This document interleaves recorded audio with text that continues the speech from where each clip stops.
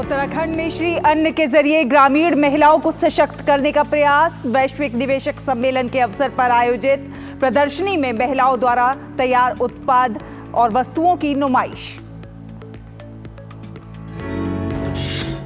हिमाचल प्रदेश की राजधानी शिमला में है मेरा फूड कार्निवल का आयोजन। परोसे जा रहे हैं हिमाचल के पारंपरिक व्यंजन। दर्शक रंगारंग कार्यक्रमों का भी उठा रहे हैं आनंद।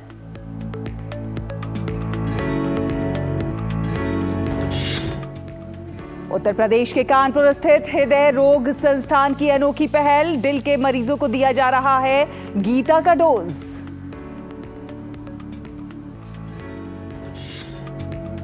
बोस्निया की राजधानी में साराजेवो लाइट फेस्टिवल का आयोजन। हर साल क्रिसमस और नए साल के आगमन को देखते हुए मनाया जाता है ये उत्सव।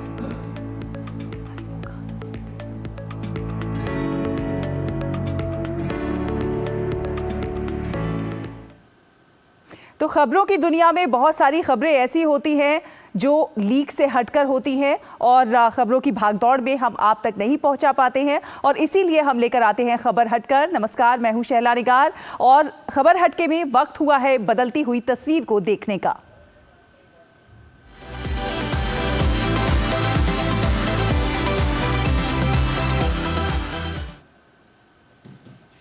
उत्तराखंड में श्री अन्न यानी कि मिलेट्स के जरिए ग्रामीण महिलाओं को सशक्त करने में का काम हो रहा है। राज्य में 5 लाख महिलाएं स्वयं सहायता समूहों से जुड़ी हुई हैं। देहरादून में आयोजित 2 दिवसीय ग्लोबल इन्वेस्टर्स मीट में उत्तराखंड ने इन महिलाओं द्वारा निर्मित श्री अन्न उत्पादों को दुनिया के सामने रखा। आपको दिखाते हैं हमारे संवाददाता विशाल बैरिस्टो की ये खास रिपोर्ट।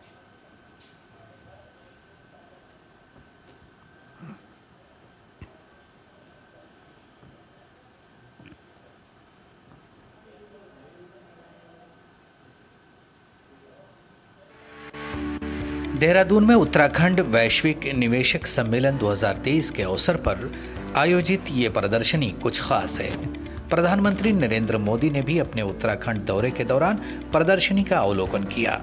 इसमें उत्तराखंड के स्थानीय उत्पादों, विशेषकर मोटे अनाज से तैयार वस्तुओं को प्रदर्शित किया गया है। खास बात यह है कि यह प्रदर्शनी राज्य में महिलाओं की आत्मनिर्भरता और उनके सशक्तिकरण की कहानी भी पेश करती है। प्रधानमंत्री हमेशा कहते रहे हैं वोकल फॉर लोकल और लोकल से अब ग्लोबल। आप देख सकते हैं ये तमाम तरह के प्रोडक्ट हैं। गुड़ तिल से बने कुकीज़ हैं, ये मिलेट बिस्किट है और वो फिंगर मिलेट ब्रेड। लेकिन इसको बना रही हैं महिलाएं और ये सेल्फ हेल्प ग्रुप से जुड़ी हैं। क्या नाम है आपका? नमस्ते, मेरा नाम उमा देवी है। मेरे समूह का नाम अलकनंदा समूह है। मेरे क्लस्टर का नाम उमंग क्लस्टर है। अच्छा उमा जी, ये बताइए कितनी महिलाएं आप लोगों से जुड़ी हुई हैं और क्या क्या बना रहे हैं आप? हम 335 महिलाएं जो हम मतलब 11 महिलाएं इसमें काम करते हैं। और इनके साथी भी हैं। आपका क्या नाम है? हाँ जी सर, नमस्ते सर, मेरा नाम गीता रावत है और मैं ब्लॉक पौड़ी, जिला पौड़ी गढ़वाल से हूँ। सर हम यहाँ पे, मेरे समूह का नाम जियाम्बे स्वयं सहायता समूह है और मेरे फेडरेशन का नाम उमंग सहकारिता है। यानी कि आप दोनों अलग अलग सहायता समूह से? नहीं सर, हमारा समूह अलग है पर हमारा फेडरेशन एक ही है, जिसके माध्यम से हम यहाँ पे बेकरी का काम कर रहे हैं सर। अच्छा, क्या क्या बना रहे हैं आप? मुझे तो 2 प्रोडक्ट दिख रहे हैं, और क्या क्या बना रहे हैं? एक ये हनी आमंड कुकीज यानी कि शहद और बादाम से बने हुए कुकीज हैं। अच्छा ये बताइए कि इससे आप लोगों की कितनी कमाई हो जाती है? जैसे महीने में हमारी हो जाती है 15-20 तक। 15 से 20 हजार रुपए। अच्छा, किस तरह से बनाते हैं आप? सामान लेकर आते हैं फिर उसको बनाते हैं, कैसे करते हैं? सर हमारा जो ये मिलेट का है, हमारे गांव में महिलाएं खेती का काम करते हैं। पहले जब तक हमारे यहाँ पे डेयरी बेकरी का नहीं था तो सर गांव में जो हमारा मंडुआ और झंगोरा था उसका कोई वैल्यू नहीं था। मतलब जब से हमारी यहाँ पे बेकरी खुली है, हम गाँव से, हमारी महिलाएं जो खेती का काम कर रही है, गाँव से ही हम झंगोरा और मंडुआ वहाँ पे खरीद के और हम अपने बेकरी में प्रोडक्ट तैयार करते हैं। मंडवा यानी कि रागी। अच्छा, ये आप कितनी लागत लगती है और बिकता कितने में?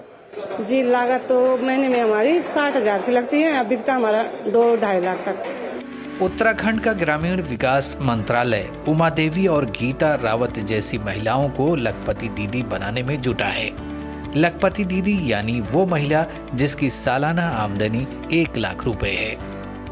उत्तराखंड का स्ट्रेंथ सबसे ज़्यादा मिलेट्स का तो यही है कि यहाँ पर जैसा आप जानते ही हैं कि हमारा हिली स्टेट है और यहाँ के जो प्रोडक्ट हैं वो बाय डिफ़ॉल्ट ऑर्गेनिक की श्रेणी में आते हैं। तो हमारे यहाँ बेसिकली जो है जो मिलेट्स होता है वो रागी और मड़ुआ और इसके अलावा रामदाना भी होता है और इसको हम लोग प्रमोट कर रहे हैं।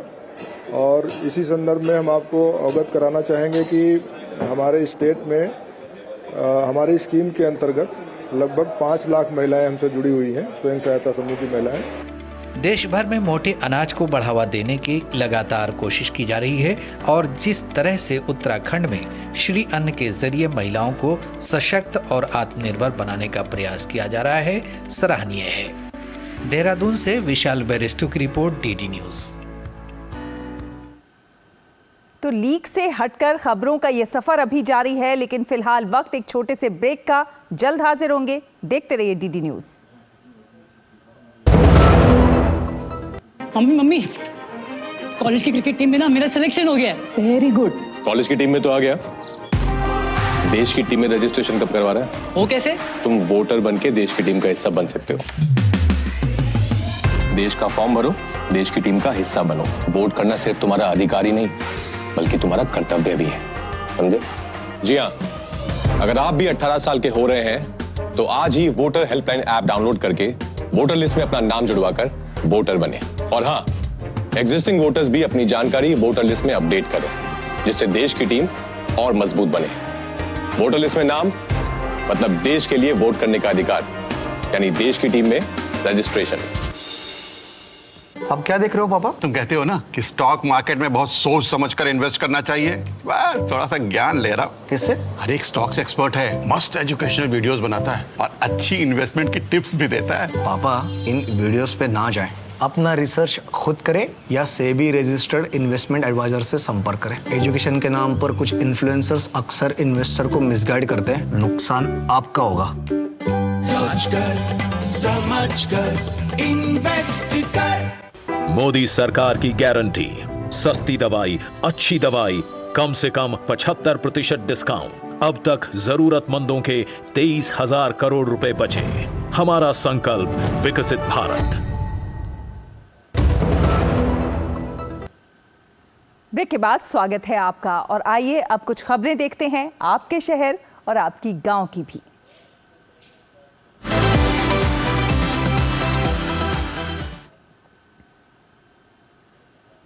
हिमाचल प्रदेश की राजधानी शिमला के रिज मैदान में हिम एरा फूड कार्निवल लगाया गया है। बेहतरीन स्वाद के जो शौकीन हैं उनके लिए हिमाचल के सभी जिलों के पारंपरिक व्यंजन यहां परोसे जा रहे हैं। हिम एरा फूड कार्निवल उत्सव 18 दिसंबर तक चलेगा।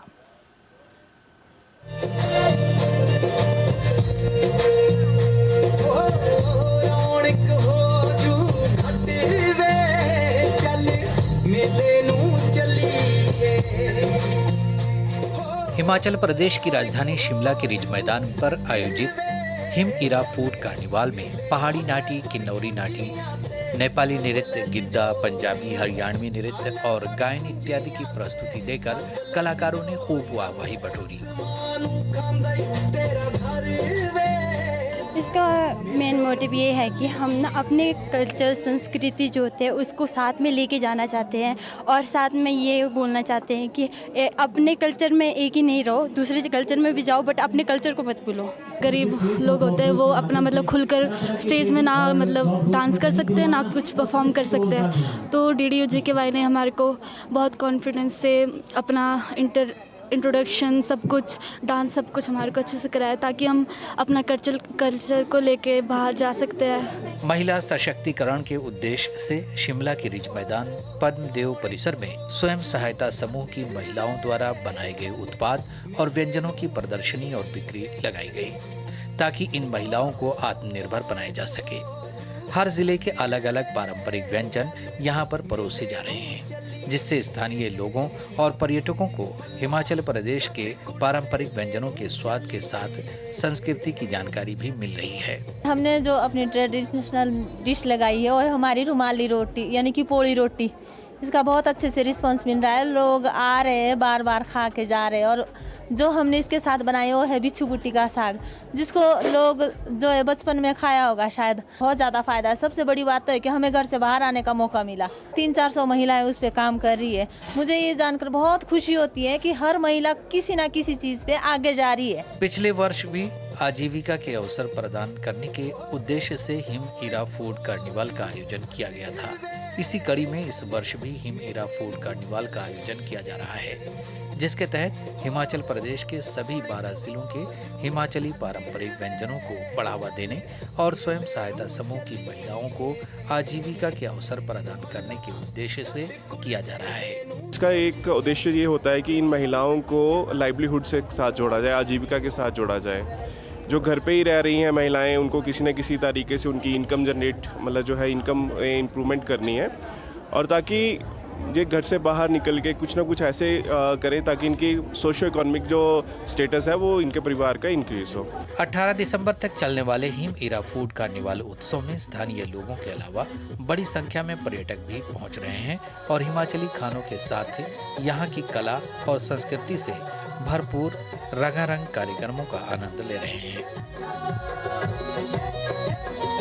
यहाँ पे मैंने आके देखा कि ये बिल्कुल जो ऑथेंटिक हिमाचल की डिस्ट्रिक्ट्स के हिसाब से यहाँ पे स्टॉल्स लगे हुए हैं, और हिमाचल की जो बिल्कुल गांव की जो लेडीज़ हैं वो हमारे सामने खाना बना रही हैं। मैंने अभी सिड्डू ट्राई किया, मैंने पहले कभी सिड्डू का नाम नहीं सुना और बड़े डरते डरते ट्राई किया, पर मेरे को बड़ा अच्छा लगा। और कुल 100 रुपीज़ की प्लेट। मैं सोच भी नहीं सकता था कि कोई फूड फेस्टिवल में इतना सस्ता, इतना अच्छा खाना मिलेगा। हिमाचल प्रदेश राज्य ग्रामीण आजीविका मिशन के अंतर्गत संचालित रोजगार सृजन कार्यक्रम दीनदयाल उपाध्याय ग्रामीण कौशल योजना के लाभार्थी भी इस उत्सव के दौरान अपने कार्यक्रम पेश कर रहे हैं। Bureau report, DD news.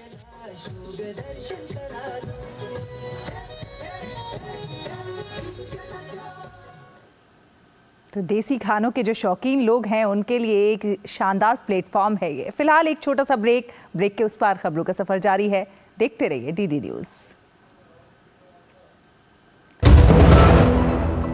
अब क्या देख रहे हो पापा? तुम कहते हो ना कि स्टॉक मार्केट में बहुत सोच समझ कर इन्वेस्ट करना चाहिए, बस थोड़ा सा ज्ञान ले रहा हूं। किससे? हर एक स्टॉक्स एक्सपर्ट है, मस्त एजुकेशनल वीडियोस बनाता है और अच्छी इन्वेस्टमेंट की टिप्स भी देता है। पापा इन वीडियोस पे ना जाएं, अपना रिसर्च खुद करें या सेबी रजिस्टर्ड इन्वेस्टमेंट एडवाइजर से संपर्क करें। एजुकेशन के नाम पर कुछ इन्फ्लुएंसर्स अक्सर इन्वेस्टर को मिसगाइड करते हैं, नुकसान आपका होगा। सोच कर समझ कर इन्वेस्ट कर। ब्रेक के बाद स्वागत है आपका, और आइए अब बात करते हैं ज्ञान और विज्ञान की, जिनका हमसे गहरा ताल्लुक है।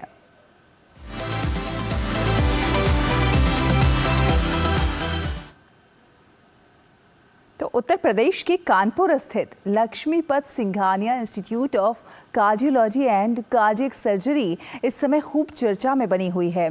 दरअसल इस अस्पताल में हार्ट के मरीजों को दवा की खुराक के साथ साथ गीता का डोज जो दिया जा रहा है, इसमें डॉक्टर मरीजों को भगवत गीता, हनुमान चालीसा, श्री राम चरितमानस और अन्य जो धार्मिक ग्रंथ हैं उन्हें पढ़ने और सुनने को कह रहे थे। मरीजों को मिल रहे इस डोज का सकारात्मक असर भी देखने को मिला है। डॉक्टरों के मुताबिक इससे मरीजों में पॉजिटिव एनर्जी जनरेट होती है, इससे रिकवरी भी काफ़ी जल्दी होती है। उत्तर प्रदेश में कानपुर के लक्ष्मीपत सिंघानिया हृदय रोग संस्थान में मरीजों के इलाज में गीता का डोज शामिल किया गया है। यहाँ किसी भी मरीज को ऑपरेशन थिएटर में ले जाने से पहले और बाद में भी गीता, रामायण, सुंदरकांड, हनुमान चालीसा और अन्य धार्मिक पुस्तकें पढ़ने को दी जाती हैं। डॉक्टरों का कहना है कि इससे मरीजों में विश्वास पैदा होता है और उनके अंदर जीने की इच्छा डेवलप होती है। उनकी बीमारी के लिए दी जाने वाली दवा का भी दोगुना असर होता है। इससे मरीजों को जल्दी स्वास्थ्य लाभ मिलता है। जब हम लोग जो स्वस्थ लोग हैं वो थोड़ी सी चिंता में इन सब का अध्ययन करते हैं, तो जो बीमार है, जो परेशान है, उसको अगर हम ये अध्ययन करने के लिए कहें, क्योंकि वो घर में तो निश्चित रूप से अपने घर में करते होंगे, यहाँ पे नहीं लेके आते हैं। अगर हम उनको ये किताबें यहाँ पे प्रोवाइड करवा दें तो उनके घर में जो उनकी अध्ययन करने की क्रिया है वो यहाँ भी जारी रहेगी। तो जो शांति सुकून उनको घर में मिल जाता है वही शांति सुकून उनको हॉस्पिटल में मिलेगा। बस यही सोच के एक छोटा सा प्रयास जो है एक समय से पहले स्टार्ट किया गया था, और उसके जो परिणाम है वो मेडिकली एंड आध्यात्मिक दोनों रूप से ही बहुत अच्छे हैं। धार्मिक पुस्तकों को पढ़ने और उनमें वर्णित बातों को अपने दिल और दिमाग में उतारने की मरीजों को सलाह दी जाती है। इससे ऑपरेशन थिएटर में भी वो मानसिक रूप से मजबूत रहते हैं और उनके अंदर जीने की इच्छा पैदा होती है। वहीं ऑपरेशन के बाद ऑपरेशन के घाव में रिकवरी में तेजी देखने को मिलती है। इस प्रयोग से मरीजों का इम्यूनिटी लेवल बढ़ा हुआ मिलता है। ये प्रभु की एक वो है जिसने इस पर ध्यान दिया, उसका सब रोग खत्म हो गया और सिर्फ जो दवाओं के सहारे ही रहा। हाय राम, जैसे रेगिस्तान में ऊँट गिर जाता है, कहता मेरे पैर टूट गया, मैं नहीं चलूँगा, कुछ से नहीं करता हूँ तो कैसे चलेगा। तो आदमी को संघर्ष करना चाहिए, तो हम लोग वही करते हैं, कुरान पढ़ते हैं। कितना फायदा मिल रहा है? बहुत फायदा मिलता है, कभी दिल को सुकून मिलता है, फायदा मिलता है और सुकून है। हृदय रोग संस्थान के नर्सिंग स्टाफ का भी मानना है कि धार्मिक पुस्तकों को पढ़ने और सुनने से मरीजों में आत्मविश्वास और ऊर्जा का संचार होता है। इससे मरीजों को बहुत बहुत फायदा हो रहा है, खुद अपने मुंह से बता रहे हैं। उनको दिली शांति सुकून मिलता है, जिससे कि मेडिसिन तो चल ही रही है और उसके साथ में उनको धार्मिक उससे पद्धति से जोड़ते हैं, जिससे उनको दिल में शांति मिलती है और दवाइयों से भी फायदा मिलता है और पेशेंट जल्दी रिकवर होता है। दिल की बीमारियों से जूझ रहे मरीजों की संख्या तेजी से बढ़ रही है। लगातार ऐसी घटनाएं भी सामने आ रही हैं कि जिसमें हार्ट समस्या जानलेवा साबित हुई है। ऐसे में हार्ट के मरीजों को जब इलाज के लिए हॉस्पिटल में भर्ती करवाया जाता है, तब उनके मन में भी कई तरह के सवाल और डर होते हैं। इसी डर और कंफ्यूजन को दूर करने के लिए यूपी के सबसे बड़े सरकारी हार्ट हॉस्पिटल में दिल के मरीजों के इलाज में धर्म और अध्यात्म का भी सहारा लिया जा रहा है। सकारात्मक परिणाम को देखते हुए मरीजों के परिजनों को भी इस तरह की पुस्तकें पढ़ने और मरीज से बात करते समय हमेशा पॉजिटिव रुख रखने की सलाह दी जाती है। Bureau report, TD news. और अब बात करेंगे 7 समंदर पार की दुनिया की।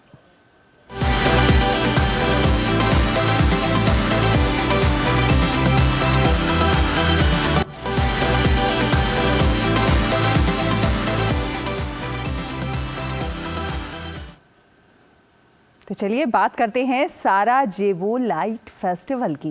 जी हाँ, रोशनी का ये त्योहार है। दरअसल ये महोत्सव बोस्निया की राजधानी साराजेवो में मनाया जाता है। क्रिसमस के महीने के नज़दीक आते ही इस उत्सव की शुरुआत हो जाती है। इस लाइट फेस्टिवल में राष्ट्रीय संग्रहालय के बॉटनिकल गार्डन को रंगीन रोशनी से सजाया गया है।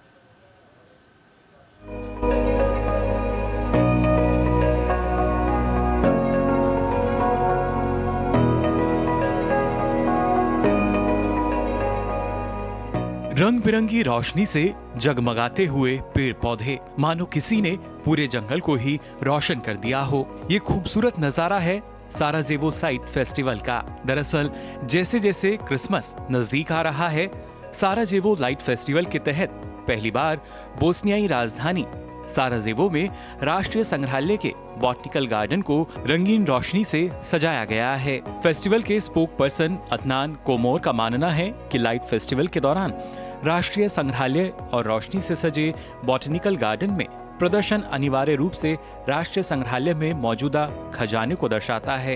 यह संग्रहालय दुनिया के सबसे बड़े तितलियों के संग्रह में से एक है।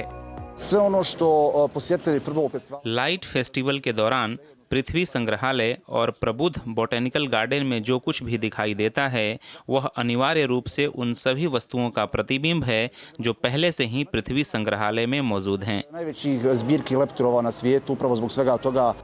अगले साल 1 मार्च तक चलने वाले इस महोत्सव में बोस्निया की सांस्कृतिक और प्राकृतिक विरासत को प्रदर्शित करने वाला लाइट एग्जीबिशन शामिल है। साराजेवो उत्सव न्यूयॉर्क, लंदन और बर्लिन के वनस्पति उद्यानों में आयोजित होने वाले ऐसे ही आयोजनों से प्रेरणा लेता है। साराजेवो बोस्निया, क्रोएट्स, सर्बियाई, यहूदियों और अन्य लोगों का घर था और 1990 के दशक में एक क्रूर युद्ध का सामना करना पड़ा, जिसके दौरान लगभग 1 लाख लोगों की जान गई। इस संघर्ष के दौरान बोस्नियाई सर्ब सेना से घिरे साराजेवो को काफी नुकसान हुआ था। वहीं इस साराजेवो साइट फेस्टिवल को हर साल क्रिसमस और नए साल के दौरान मनाया जाता है।